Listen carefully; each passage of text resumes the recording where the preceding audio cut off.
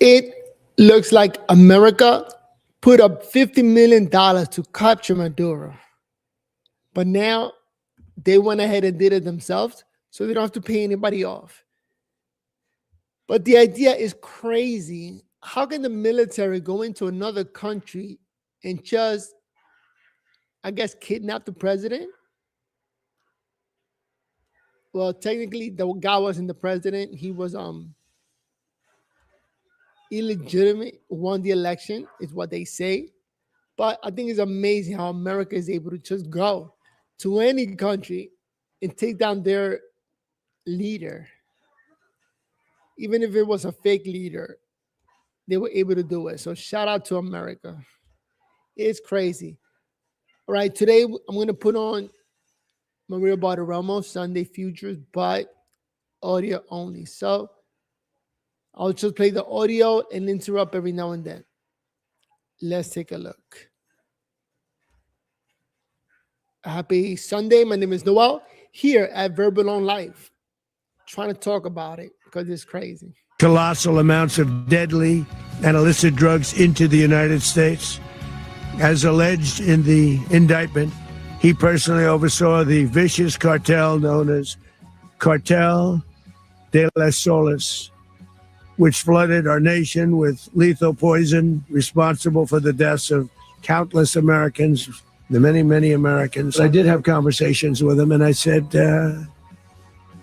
you got to surrender. And I actually thought he was pretty close to doing so, but now he wished he did. The president approving the large strike on Venezuela and the capture of Maduro and his wife. Right now, Maduro sits in a New York federal prison. The Justice Department says Maduro partnered with narco-terrorist groups like FARC, ELN, the Sinaloa cartel, the Zetas, and Tren de Aragua. President Trump I'll say this much. It's crazy that Trump gave him so many chances and just told him to leave. You can go anywhere you want around the world. And the guy actually refused and waiting to get in prison. It's crazy. Making a bold move that he says puts America first. Oh, real quick before moving on, let me just give a quick shout out to Carol Hammond. How you doing? Giving me a shout out. Thank you. And also, been waiting. So yeah, the show was going to put it on today, but it's audio only. So we can only listen to what they're talking about. But thank you for tuning in. I really appreciate it. And anybody else watching, remember to give the video a thumbs up. Let's keep it moving. We want to surround ourselves with good neighbors. We want to surround ourselves with stability. We want to surround ourselves with energy. We have tremendous energy in that country. It's very important that we protect it. We need that for ourselves. We need that for the world. And we want to make sure we can protect it.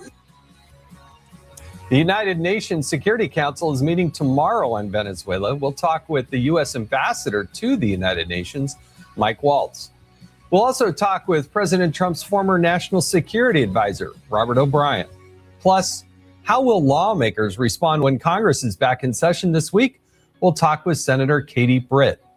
Plus, one of the members of the Gang of Eight, House Intelligence Committee Chairman Rick Crawford. We'll also speak with House Majority Whip Tom Emmer and Anna Paulina Luna, a member of the House Foreign Affairs Committee. It's all right here, right now, on Sunday Morning Futures. This weekend is crazy. A lot of things happening. I cannot believe we actually captured somebody from another country. The way they did it was amazing. They sent in the helicopters. They went in there, turned off the lights, bombed, and just took the man down. Whew, nobody got killed, and they didn't lose any of the weapons. So, total success.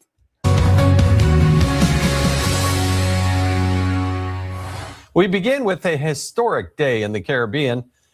Joint Chiefs Chairman General Dan Kane says U.S. forces had practiced maneuvers for order are cheering in the streets. But you're about to walk into a situation tomorrow at the United Nations where a lot of people don't like a strong President Trump, and they don't like a strong United States of America. What do you think is going to happen tomorrow? Well, first, Jason, I want to salute President Trump as commander-in-chief and our amazing military, special operations operatives, and law enforcement for the bold, decisive, and successful action that they've taken. In terms of the United Nations and the Security Council, Jason, you're going to hear a lot of hand-wringing on Article 2 of the UN Charter, which deals with sovereignty.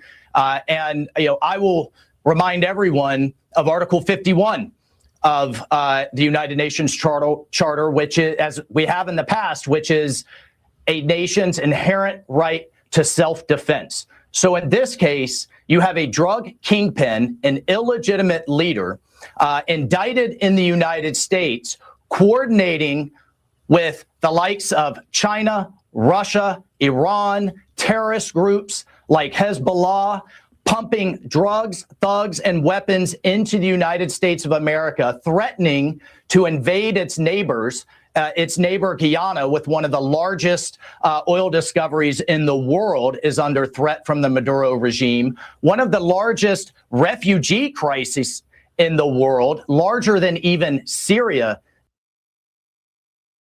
One would think that a drug overlord will have a whole bunch of money and will know how to use that money to self-defend themselves, to defend themselves, basically. And all that money for nothing. Like, it was so easy for America to go in there, maybe in a couple of hours, take them down.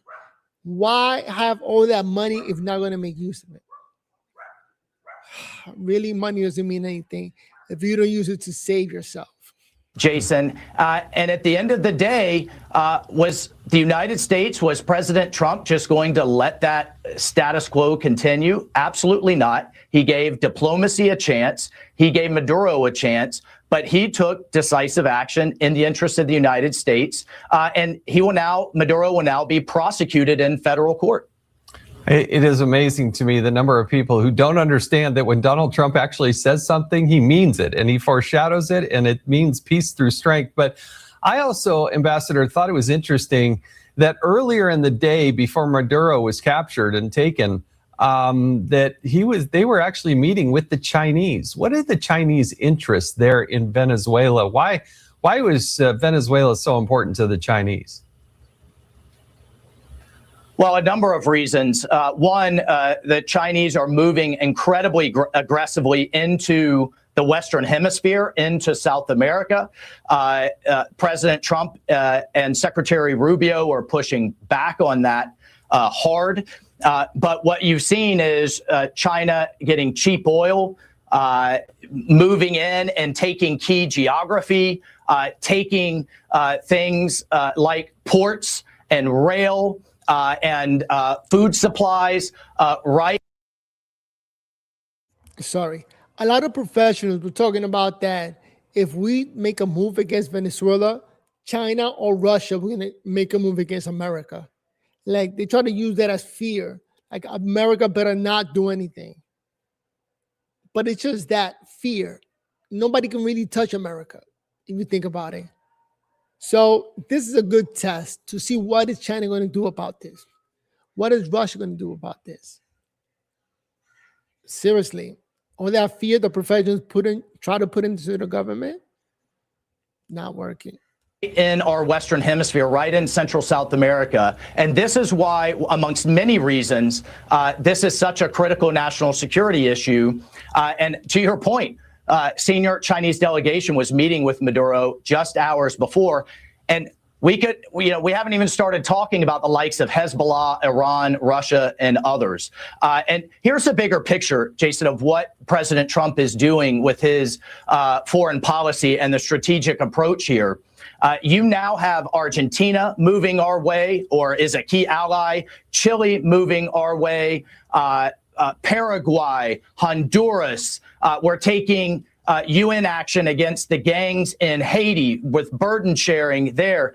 President Trump knows, from the Arctic to our border to Central and South America, our supply chains matter. Our homeland security matters. And we have the food supply, the critical minerals, the energy, you name it, for our national security right here in our Western Hemisphere, but it's been ignored by administration after administration, no longer under President Trump. Yeah, I do like the idea of the Don Rowe doctrine. It rings bells to me. Explain to us how bad. I like the way you framed it. Drugs and thugs. That's what Venezuela was bringing into the United States. How bad was that situation? We saw things playing out in Colorado and Tren de Aragua, and crisscrossing this country. But these characters were coming out of Venezuela and doing so on purpose. I mean, that's what the indictment's all about. Yeah, and that's the strategic shift.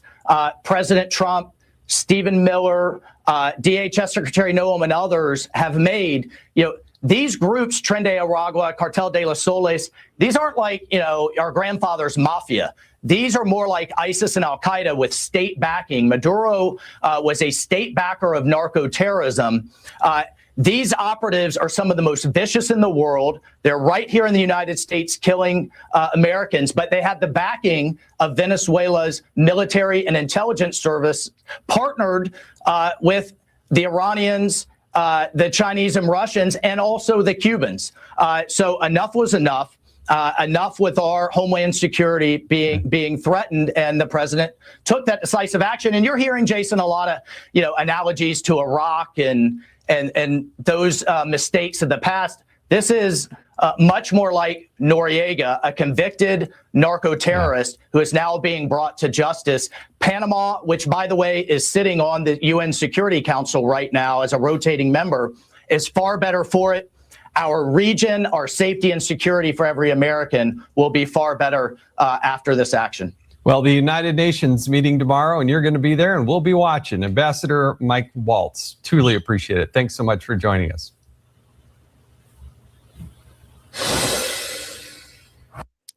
With one of the largest, our region, our safety and security for every American. It's in office because it's not going to turn out well.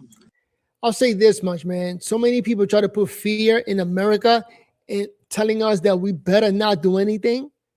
It's nice to have a president that doesn't have really that much fear and moves ahead with the Monroe Doctrine, which is now called the Don Doctrine. Opportunities to find his way somewhere else. A rotating member is far better for it. Our region, our safety and security for every American will be far better. Sorry about that. Well, the United Nations meeting tomorrow, and you're going to be there, and we'll be watching. Ambassador Mike Waltz, truly appreciate it. Thanks so much for joining us. All right, here we go. Says he's serious about something, he means it. And this is something that was a direct threat to the national interest of the United States, and the president addressed it. There's a president of peace, by the way. I told you what I just said earlier. This guy had multiple opportunities to find his way somewhere else and figure out another. He could have been living somewhere else right now, very happy, but instead he wanted to play big boy. And so now, he's got other sets of problems on his hands. And, but I think the message here should be for the world. Look, the president doesn't go out looking for people to pick fights with. He's not generally wants to get along with everybody. We'll talk and meet with anybody, but don't play games. Don't play games with this president's in office because it's not going to turn out well. Secretary of State Marco Rubio says he hopes the world learns that President Trump isn't all talk when he warns he'll take action against any threat to the United States of America. Yeah. Let's bring in Alabama Senator Katie Britt, a member of the Judiciary Committee. Senator, thank you so much for joining us. Give us your top line, what you saw, what you believe, and also your understanding of what this indictment really does and the justification for the United States taking the action that it did. Absolutely. Well, I think Secretary Rubio said it best. Look, when this president talks, when he tells people what he's going to do, he means it. And unlike President Biden, he's going to follow through. Look, there is no doubt that Venezuelans have a greater opportunity for prosperity because of President Trump's actions. There is no doubt that Americans are safer and more secure because of President Trump's actions. I am so grateful that we finally have a commander in chief that is willing to put the safety and security of this country first, put it front and center. And Jason, when you're thinking about the contrast from the previous administration, it couldn't be greater. Here you have President Biden, who was all talk and yet no action. If you remember less than a year ago, on January 10th, when you had Senate Democrats coming out and saying that this was a sham inauguration of Maduro, and you had them asking the Trump administration when they came into office to hold Maduro's feet to the fire, you also had President Biden raising the bounty to $25 million on Maduro's head. So it is really rich that you hear Democrats now saying, well, what's next? You actually wanted this to happen back when you were in charge, but you didn't have the moxie to get it done. And at the end of the day, President Trump means that he will tell you what he's going to do, and then he's actually going to deliver on it.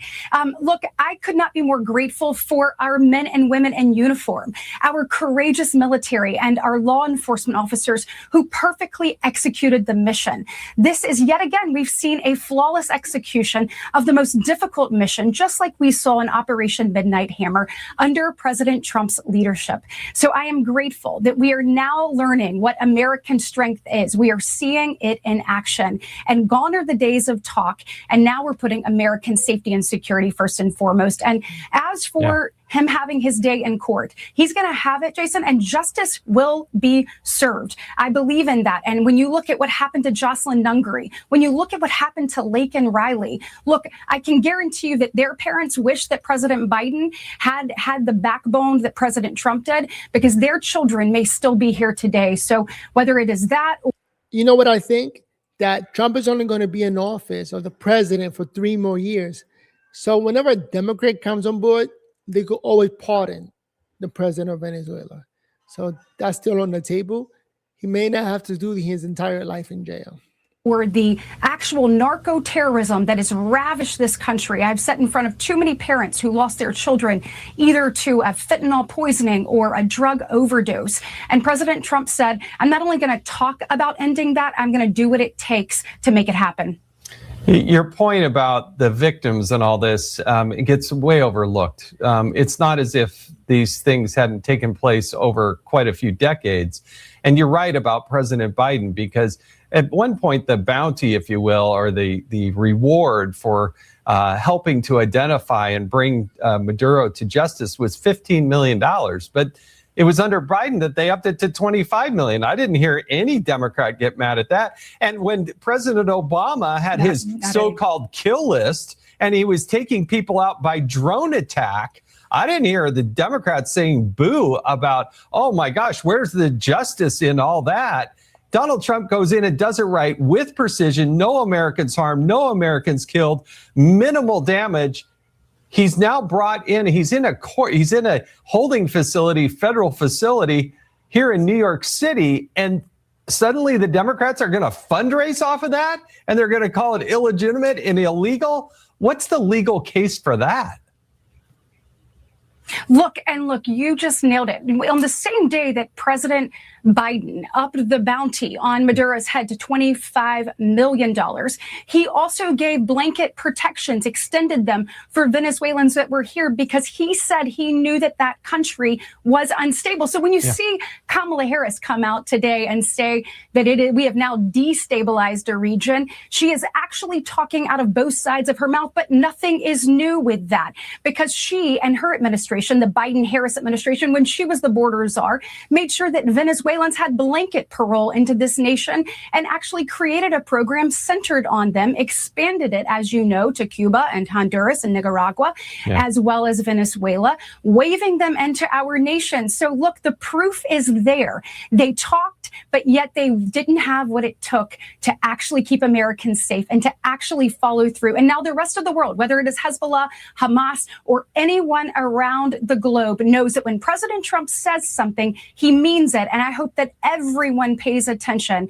because this is a new day in our country, and both Americans and Venezuelans are better as a result of it. Yeah, the world is a safer place than it was just 48 hours ago. Absolutely. Senator Katie Britt, truly appreciate you joining us. Thank you.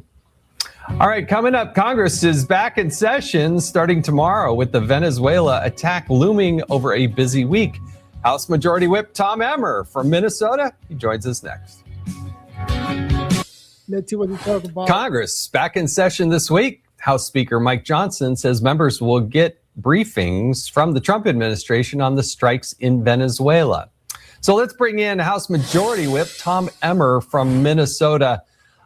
We were just talking about this on air with Senator Britt. I think the precision of the execution of this operation was just second to none. And a lot of people in Minnesota and states all across this country, we'll never know the names of the people who did the executed this, but they did so and they made America proud.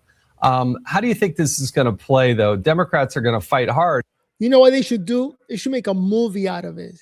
Just like they made a movie out of the bin Laden killing, they got to make a movie out of the kidnapping or imprisonment of the Venezuelan president. That would be like a top-notch movie. The only reason they may not do it is because of TDS, because Trump derangement syndrome. But it will be an amazing movie if they make it. And trying to say it was illegitimate, it was illegal, it was unconstitutional. What say you? Well, first off, you're right. Those special forces people, it's called quiet professionalism, Jason. They just do their job. You don't know who they are, but God bless them. And God bless this president of peace, Donald J. Trump, for being willing to make the call. First off, let's be very clear. This was more of an extradition.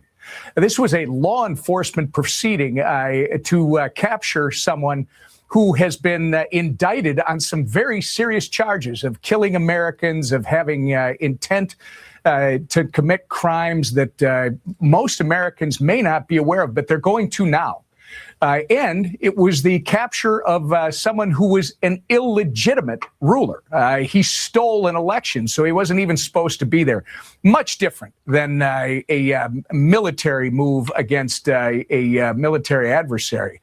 This, again, was an Imagine they would have done the same thing to Biden for stealing the 2020 election.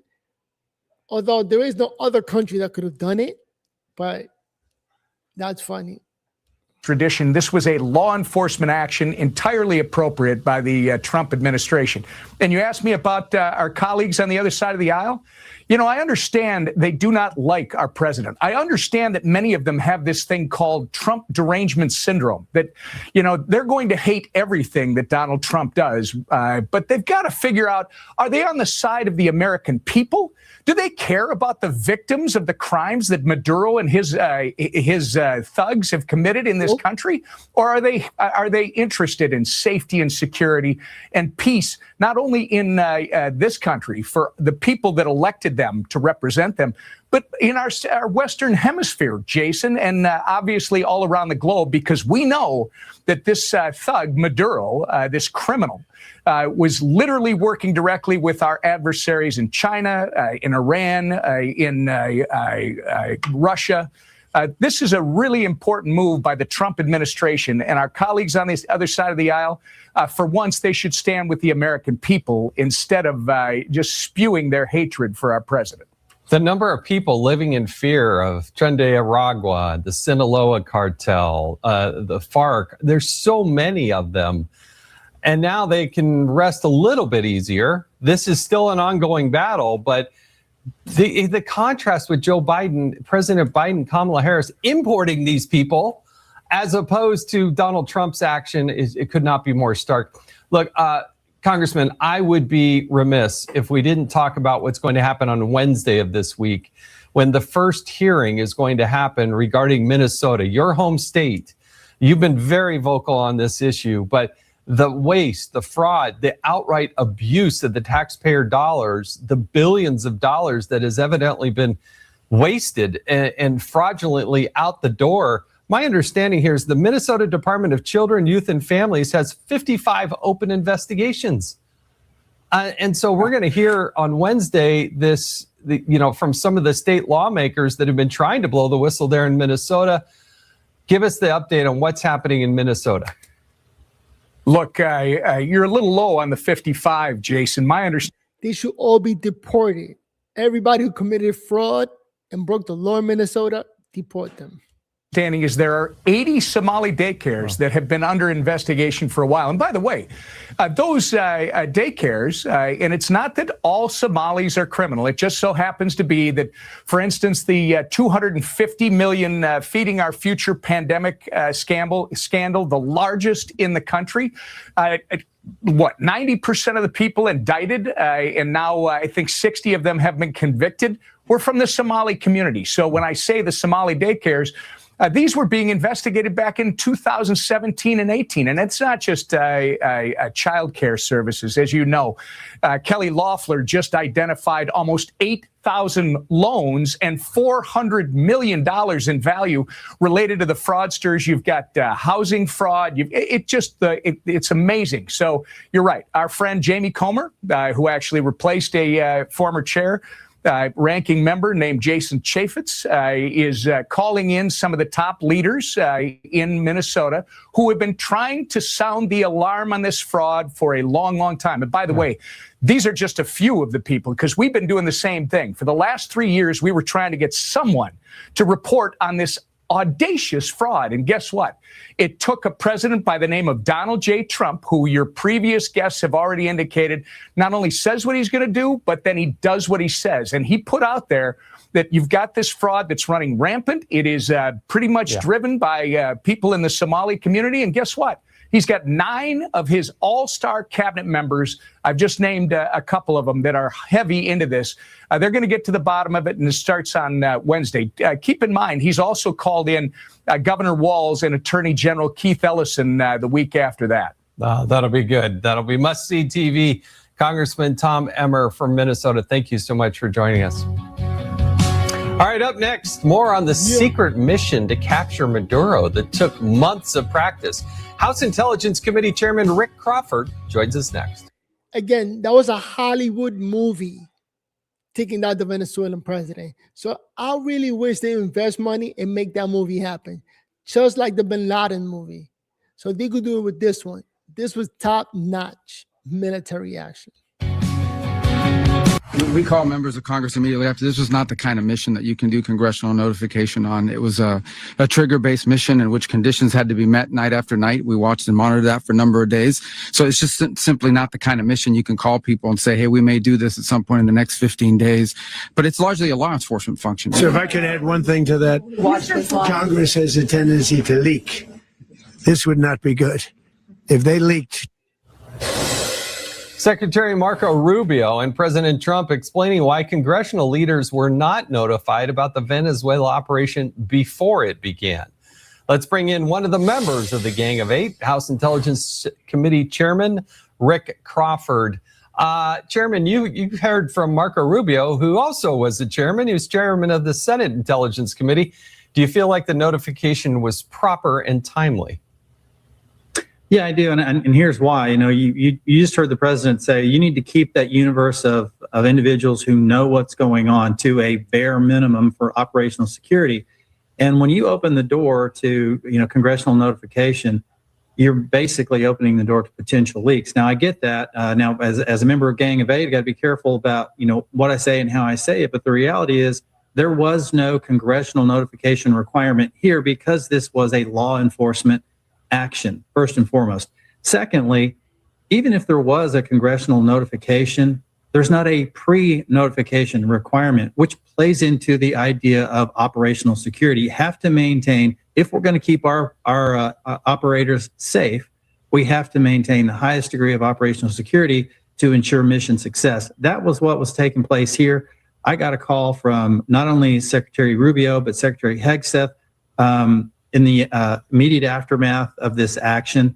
And basically, what Secretary Rubio said was exactly what he just said in that press report, that it was a trigger-based operation that had to be made in real time with various considerations, both weather and intelligence and everything that was required to be able to execute this in a timely fashion and to optimize the idea that we're going to actually get the success here.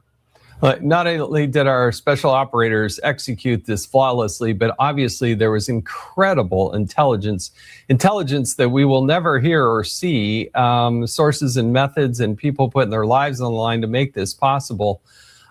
Maybe talk to that, but also I really want to understand what's happening in the region, because you can't have this discussion without talking about the implications to Cuba, which is it's always been teetering on being a failed state, but without the support financially, oil, etc., from Venezuela, what do you see happening in Cuba? Well, Cuba has for a long time been essentially trafficking in healthcare. That is to say, they made folks in Venezuela and Nicaragua and other countries in the Western Hemisphere believe that they were the preeminent healthcare providers in the region. I've been there many, many times, and I can tell you that Cuba is not the preeminent healthcare provider in the Western Hemisphere. But what they've done is they have essentially bartered healthcare services where they're deploying doctors to countries like Venezuela in exchange for oil. Now, advance that even a little more. Yeah, like in the news and at schools, they always talk about Cuba having the best medicine on earth. What a lie. And they could say that because we don't know what's going on in Cuba. We don't hear anything. We don't know the news. And man, finally for it to come out that they're really not the best in the world. Also exchanging military services. That is to say, everybody around Maduro were Cubans. The colectivos that were exercising control in Venezuela, Cuban. That's what they do. That's their stock and trade. And that's the only thing that's kept them afloat. Now, with Venezuela out of the picture, potentially, what does that do to Cuba, which is teetering on, as you suggested, on the brink of failed state status? It puts them in a really tough place. Now, I've been to Cuba many times, and every time I've been there, it seems like there's always a brownout or a blackout, or some conditions are terrible. Cuba has great potential, but not under communist leadership. And I surely don't want to see New York City come to the same situation that exists, because communists typically tend to make bad decisions, and it's a failed model of governance. But we see this in Nicaragua, we see it in Venezuela, we see it in Cuba. That is the communist triad, if you will, that exists in the Western Hemisphere. And those three countries are inextricably linked. So by getting rid of Maduro, you're making it much more difficult for Cuba to operate and for Nicaragua to operate to forward the communist agenda in the Western Hemisphere. Very quickly, we only have a short amount of time. Talk to us about the Venezuelans that were basically being imported into the United States. And by the way, so people are saying that next Trump is going to take down Cuba or Colombia. So those two are up for grab. Hopefully you go for Cuba first. I think it's easier. United States of America, because this was not, a grandma who's just trying to take care of business. There are a lot of thugs and drugs that were flowing from Venezuela. No question about it. Tren de Aragua is one part of that. The Cartel de Soles is the other. And what Maduro did was create a safe operating space for cartels and everything that implies not only narcotics, but illicit trafficking of humans, and really availing themselves of those transit routes up through places like the Darien Gap in Panama, traversing north through Panama, Costa Rica, Nicaragua, Honduras, Guatemala, El Salvador, and then Mexico, ultimately presenting on the southern border of the United States. This was under the Biden administration, allowed basically to happen, even though the Biden administration acknowledged that Maduro was not a legitimate president, but no action was ever taken to stop that. And President Trump said, nope, not on my watch. We're going to stop it. Not only are we going to shut down our border, but we're also going to go to the root cause. You've heard that term before. The root cause of irregular migration is criminal activity that the cartels support, and people like Maduro were given safe passage. Yeah. The Biden administration was all bark and no action, as you just articulated. Congressman Rick Crawford, absolutely. Chairman of the House Intelligence Committee, thank you so much for joining us. All right, coming up, the message the United States strike sends to our adversaries, and unraveling Venezuela's relationship with its strongest allies like Russia and China. Former National Security Advisor Robert O'Brien joins us next. You've been fighting this for a long time. I'll say this much. Trump is doing God's work. The man wants to see peace around the world. Maria, you're coming to us this morning from an undisclosed location. Are you fearing for your life? What else needs to be done to stop Maduro? Of course, I fear for my life. I've been accused of terrorism as thousands and thousands of Venezuelan people. There are almost 1,000 political prisoners that have been tortured. Many have been even killed in prison. And millions have been forced, a third of our population, to leave our country in order to survive. Just imagine what a free Venezuela will unleash. On first hand, security, stopping the suffering of our people and the crimes against humanity that have been committed. We will open opportunities. Venezuelan opposition leader Maria Corina Machado telling Maria in October why Maduro needed to be overthrown. Let's bring in Ambassador Robert O'Brien. He's President Trump's former national security advisor. Ambassador, thank you so much for joining us. I wanted to talk to you because you had close proximity to President Trump in his decision-making process. And it needs to be said and reiterated that a president can only make the best of decisions if he has the best intelligence. And while these quiet warriors will never get enough credit, it really was a masterful job over months of time to have the very best intelligence to make such an important decision and have a flawless execution.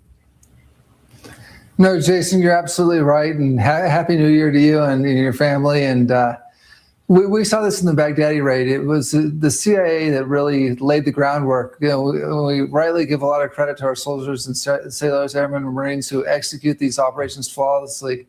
But the way they do it is with the intelligence that the CIA gathers. And so, our friend, your former colleague, John Radcliffe, has been really quiet on this operation, but also on Operation Midnight Hammer, when we took out the Iranian nuclear sites.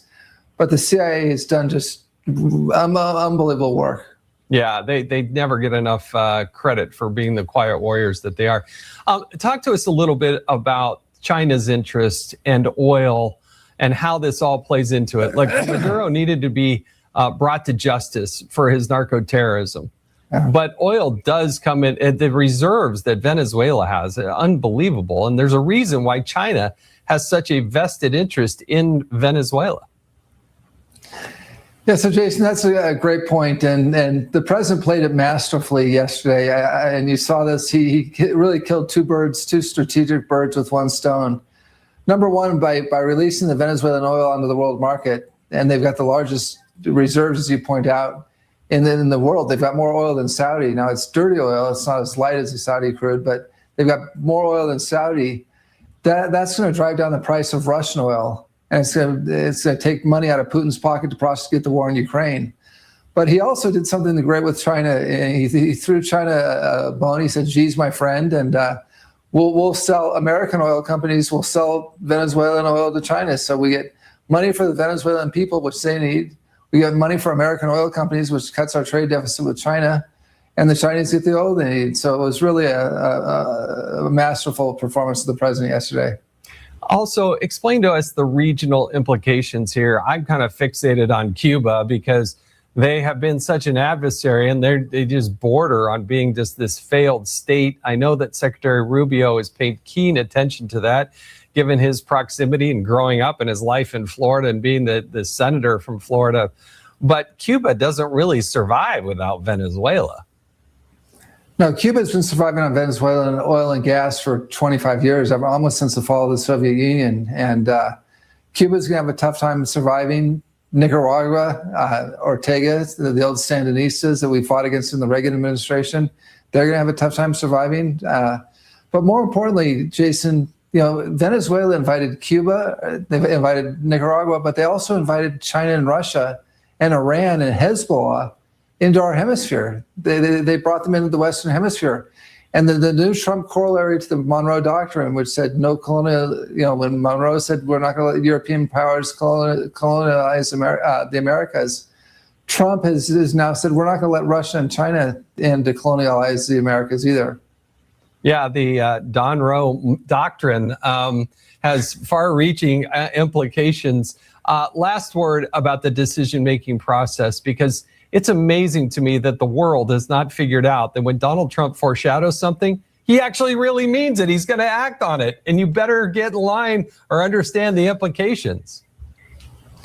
So Jason, you point out something. Donald Trump is the greatest political risk-taking president we've ever had, maybe since George Washington. I mean, Yep. and probably the greatest military president we've had since Eisenhower. Yep. And he's a peacemaker. He believes in peace through strength. he always gives these parties an opportunity to go the peaceful route. He offered Maduro plenty of off-ramps, plenty of chances to go into exile in Moscow or Beijing or Havana. And Maduro didn't take him. Trump called his bluff, and Trump always calls the bluff, whether it's Baghdadi or Soleimani or Maduro. He always gives people a chance to do the right thing and to enter into a peace agreement, the Abraham Accords, Serbia, Kosovo. I think we are so used to making promises and not delivering. That's like the political way of doing things. Both Democrats and Republicans make promises and just don't come through with it. Finally, a president, a capitalist, Donald Trump, making it happen. Promises made, promises kept. Rwanda, Congo, all these peace agreements. But at the end of the day, if you don't enter into the peace agreement, watch out. Yeah. Peace through strength. Ambassador Robert O'Brien, the former National Security Advisor, thank you so much for joining us on Sunday Morning Futures. More on the strikes against Venezuela with Florida Congresswoman Ana Paulina Luna coming up next. I'm so excited for coming back and being next to my family. Thanks, President Trump. This is our second liberty. This is our Independence Day from today on. We're very thankful on what Trump has done, and we hope that he sees it through. My family is still in Venezuela, and I've been looking forward to this day for so many years. Thank you, President Trump. Thank you, the United States, and God bless Venezuela. One day we will be free. One day we're going to have justice. Just like every democracy, there are some people that agree with what Trump did, and then there are some people that don't. So it depends on what news channel you're watching. They're going to play the opposite of what the administration is trying to portray. Now it's finally no longer a dream, it is reality. Thank God. Venezuelans and Venezuelan Americans, many of them in Florida, thanking President Trump for removing Maduro from power. Let's bring in Florida Congresswoman Ana Paulina Luna, member of the House Foreign Affairs and Oversight Committee. Congresswoman, you can hear the passion. You can see the emotion in their eyes. You represent a good big district in Florida. What was the reaction when you heard that this operation took place? Look, there's been nothing but net positive. We even had local press reporting that some people that were refugees coming to the United States from Venezuela are now making arrangements to head back home. So, although you won't hear it on left-wing outlets, of which I was debating this last night on one of them, I can tell you it's been a very, very net positive. And you're actually seeing also, too, in places like Miami, there's actually been demonstrations in support of this. And so I think a lot of Venezuelan Americans are happy because they know that, back home is going to be safe now. How bad was it in Venezuela? I mean, we hear about it, we see some pictures, but I don't really feel it. I can't say where I live in Utah that there are many Venezuelan constituents. There were some, but in Florida, they're pretty prevalent. So how bad was it in Venezuela? Look, I don't know if you remember the reports from a few years back, but there were reports coming out that their own citizens in Venezuela were eating trash. And notice how you're not seeing any of the left-wing pundits that are trying to attack this administration for doing what they're doing report on that. But the conditions were awful, which is why you're seeing and why you did see a lot of Venezuelan refugees come to the United States trying to seek asylum. And so, look, President Trump, this administration has made it clear that this is not a war with Venezuela. In fact, you're seeing a massive amount of support and demonstration to include Venezuelans in Venezuela that are showing support for this. But ultimately, at the end of the day, when you had a country that was run by an illegitimate president trafficking drugs into this country and threatening, political members in the House of Representatives or in the Senate, that's not acceptable. And so I think that they did what needed to be done. I think Joe Biden would have supported this. But the fact is that President Trump is the only president that actually had the willpower and the know-how to do this. And I'm very happy that he's in office right now. Yeah, Biden gave it lip service, up the ante in terms of the reward money, but didn't take any action. Nobody believed him, and they were right. Correct. And so what do you say to your colleagues and maybe some of those paid protesters that are out there saying, oh, the president, he's overstepping his bounds. It's unconstitutional. Suddenly they found their beer muscles on this topic suddenly because it's Donald Trump. Yeah, isn't it interesting? I remember last Congress, Representative Gates and I had actually put a war powers resolution on the floor to try to withdraw troops from Syria, and they all voted against it. And so the president is acting well within his authorities to do what he did. We support it. Obviously, we trust that the president is going to bring our boys and girls home safely, and he's proven to have done that in the past. But obviously, our colleagues are trying to make this political. And what I will tell you is, several weeks back, I was on with the Department of Corrections on a ride along, and we located a few pounds of fentanyl, or they had located a few pounds of fentanyl in Pinellas County. And so for my constituents, what President Trump is doing regarding the war on drugs is keeping residents of Pinellas County safe. But it doesn't just stop here. It's in the entire country. And so we're very happy to have him in office. I think that's true. I think the warriors that reside in Florida and across this country who executed this mission, the quiet warriors, as we've talked about, from the CIA and clandestine type of services, do absolutely a great service. And you know what? There are people that have lived in fear of Trans de Aragua, and others no more. Congresswoman Anna Paulina Luna from the great state of Florida, thank you. All right, that does it for Sunday Morning Futures. I'm Jason Chaffetz, filling in for Maria Bartiromo. Thanks to Maria for letting me sit in her seat. It's an honor to do so. Well, the news, it's going to continue this week on Mornings with Maria, 6 to 9 a.m. Eastern on Fox Business Network. And I'll be on the big weekend show tonight. Comment down below. What do you think? Do you agree with what Trump just did? Taking down the dictator over in Venezuela and locking him up in New York? I mean, those are some ballsy moves to send in the military to go get a guy who stole an election from another country. It's like Donald Trump is the president to the entire world.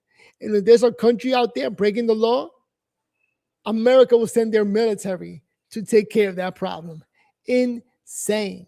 And you know, we just heard Trump talking about Colombia manufacturing drugs, and he doesn't like that because those drugs are killing Americans.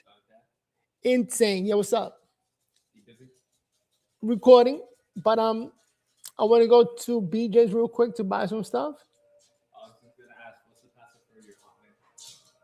I have no clue how to look it up.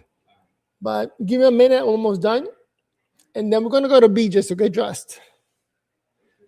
All right. Where was I? So yeah, Sunday Morning Future with Maria Bartiromo. And yeah, we live in some crazy weekend. What just happened? I can't wait to see the movie. After the Trump derangement syndrome goes away, and people start going back to saying how great Trump was in that military coup of sending in top-notch, quiet officials. Nobody knew what was happening, and take down the Venezuela dictator. There's got to be a great movie, similar to the Bin Laden movie. So it's going to be great. They just got to let the movie roll. TDS is just stopping a lot of people. You know, Trump derangement syndrome. It's making people not push forward with our idea Trump has. But it's insane. I'm over here. My name is Noel. Make sure to give the video a thumbs up. Give it a like. Let's try to spread the word that what Trump is doing is historic. So we got to capture each and every single day and put it out there that the next politician, whoever goes after Trump, you got to step it up. And stop making empty promises and follow through with whatever you tell the people you're going to do when you get in office. I think all of this that Trump is doing, he promised. He says he's going to do it. You got the professionals and the mainstream media saying, oh, you can't do that. You're not going to be able to do that. But then he shuts them up and gets it done. I mean, the man is a genius. He's like, yeah, I am the president. I know how things work, and we're going to make it work. I'm kind of glad that he lost the 2020 election, because for those 4 years, he was able to prepare a little better and make sure that these 4 years, things get done. And we don't have a bunch of people behind the scenes destroying his plans. So it actually worked out. God knows what he's doing. He made it happen so that he prepares himself to take down all these politicians that all they care about is their pockets. And you know, with conspiracy theories, they keep saying that Trump just wants to make more money for himself. When ultimately the guy's a billionaire. He already has all the money in the world. So maybe he enriched himself, but he's doing a lot for the country. He's doing a lot to bring peace to the entire world. I think this year, hopefully, he'll bring Russia and Ukraine to peace.